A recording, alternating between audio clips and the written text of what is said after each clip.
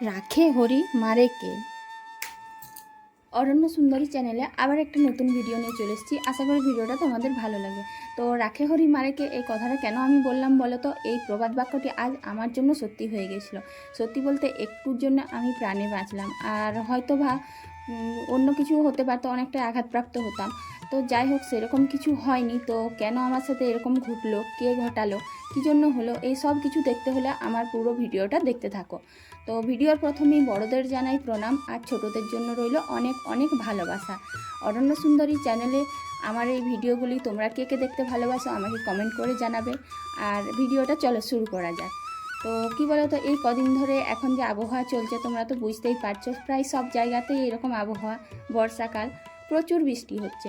আবার দেখছি তো অনেক জায়গাতে প্রচুর বন্যা হচ্ছে, যেখানে খাল বিল ঘর বাড়ি সব কিছুই জলের নিচে চলে যাচ্ছে। মানে দেখতে খুব মর্মান্তিক অবস্থা লাগছে। আবার আমাদের এখানে অতটাও বৃষ্টি হয়নি, তবে কম যে তাও নয়। আমাদের এখানে খাল বিল জমি সব কিছুই পুরো ভর্তি হয়ে গেছে জলে।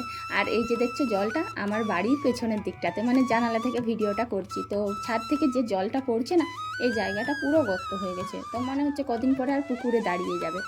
তারপরে ছেলেকে স্কুলে পৌঁছে দিয়েছিলাম, আর সকালে তখন বৃষ্টিটাও কম পড়ছিল। আর এখন চা খেয়ে যে বিছানাটা গুছিয়ে নিচ্ছি আমি। তো বিছানাটা ভালো করে গোছগাছ করে নিচ্ছি। তারপরে দেখো বালিশগুলো এদিক থেকে ওদিকে ছড়ানো ছিটানো ছিল, সব ঠিকঠাক করে নিলাম। আর যে বোতলগুলো পড়েছিল না, সেই বোতলগুলো এক জায়গায় রেখে দিচ্ছি, কারণ বোতলগুলো জল নেই, বোতলগুলো ভরতে হবে।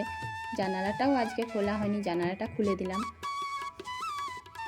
তো আমার সাথে আজকে কি হয়েছে তোমরা কেউ স্কিপ করবে না, ভিডিওটা প্রথম থেকে পুরোটা দেখবে, তাহলে হয়তো তোমাদেরও মনে হবে যে সত্যি আমি কত বড় একটা বিপদ থেকে আজকে উদ্ধার হয়ে গেলাম।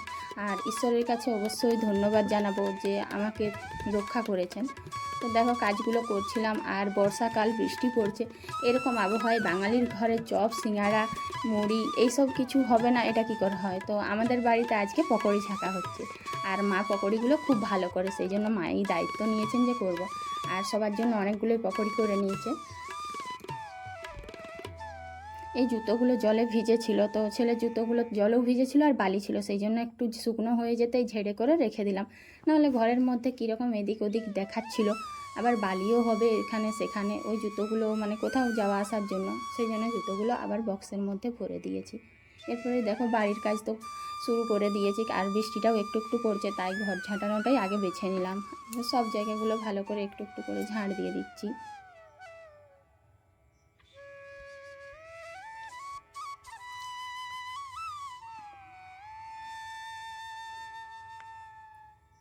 প্রায় সব রুমগুলোই আমি ঝাঁট দিয়ে এসেছিলাম, তারপরে আমার রুমটাও ঝাঁট দিয়ে দিলাম। এরপরেই বসেছি বাসন মাজতে, কারণ বৃষ্টিটা একটু থেমেছে। আর এই বাসন মাজতে গিয়েই আমার সঙ্গে যে ঝামেলাটা হয়েছে, মানে আমার মাথার উপরে যে বিপদটা এসেছিল, যেটার থেকে আমি রক্ষে পেয়েছি, সেটা এইখানেই হয়েছে। তো তোমরা ভিডিওটা দেখতে থাকো। বাসনগুলো আমি তাড়াতাড়ি করে মেজে নিচ্ছিলাম, কারণ বৃষ্টি আসতে পারে। আর ঘন ঘন বৃষ্টি এলে বলা যায় না, আবার ভিজে যাব বা আবার হয়তো অর্ধেক বাসন রয়ে যাবে। তবুও আমি একটা জিনিস দেখে করে, মানে আমার ভিডিওটাতে হয়তো তোমরা দেখতে পাচ্ছ না, মানে মাথার ওদিকে আমি যখন এডিট করছিলাম তখন দেখতে পেয়েছিলাম ওই জিনিসটা ছিল। তো সেটার জন্য আমার এই ঘটনাটা ঘটেছে। তো দেখো আমি বাসনটা যেই না মেজে তুলেছি, কিছু বাসন মেজেছিলাম দিয়ে বাড়িতে রাখছিলাম, সঙ্গে সঙ্গে এই আম গাছের ডালটা পড়ে গিয়েছে। আম গাছের ডাল বলতে কী বলো তো, আমি যে গাছটার নিচে বসে বাসন মাজি সেই ডালটা। তো ভিডিওতে হয়তো খুব বড় দেখাচ্ছে না, কিন্তু এটা অনেক বড় আর অনেক ভারী। মানে আমি যেরকম ওয়েটের মানুষ, আমার মাথার উপরে এটা যদি পড়ে যেত, মোটামুটি আমি হলে প্রাণ যেত বা হয়তো হসপিটালে ভর্তি হতে হতো। যাই হোক, সেরকম কিছু হয়নি, ঈশ্বরের অনেক আশীর্বাদ ছিল, আর তোমাদের ভালোবাসায় বেঁচে গিয়েছি। আর এই সব ঘটনাটা, মানে পুরো ঘটনাটা করেছেন ইনি, এই হনুমানজি। ইনি এখন খাচ্ছেন কি বলতো, মালপোয়া। আমরাই দিয়েছিলাম মালপোয়া, তো ডালটাতে দুবার ঝাঁপিয়ে দিয়েছিল, তার জন্যে পড়ে গিয়েছে। আর মানে একটুর জন্য বেঁচে গিয়েছি। যাই হোক, কোনো কিছু ক্ষতি হয়নি। আর এখন আমাদের ছাদে উঠে করে এখন মালপোয়া হচ্ছে, আরাম করে মালপোয়াটা খেয়ে নিল। আর এই সব কিছুর জন্য একটু নার্ভাস হয়ে গেছিলাম, মানে হঠাৎ করেই সকালবেলায় এরকম একটা ঘটনা ঘটে যাওয়া, বুঝতেই পারছো মনটা একটু খারাপ ছিল। সেই জন্য এখন মনটাকে ভালো করার জন্য একটু বাগানে চলে গেলাম।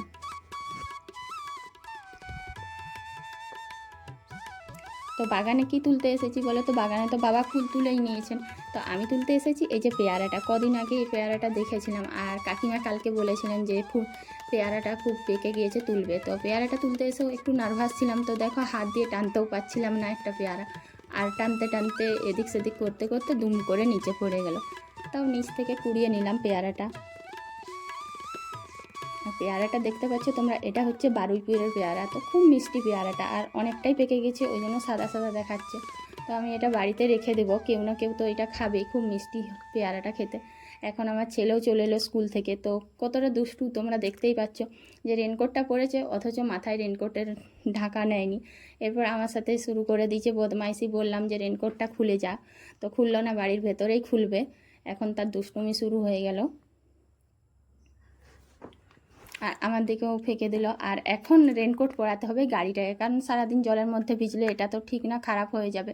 তো তোমাদেরকে একটা কথাই বলতে পারি, যে আমি যে থাম্বনেলটা দিয়েছিলাম রাখে হরি মারেকে, কথাটা প্রায় অনেকটাই সত্যি, পুরোটাই সত্যি হয়ে গেল আমার জীবনে। আশা করছি তোমরাও খুব সাবধানে থাকবে, যাতে এই বর্ষাকালে বা জল ঝড়ের দিনে কোনো ক্ষতি না হয়।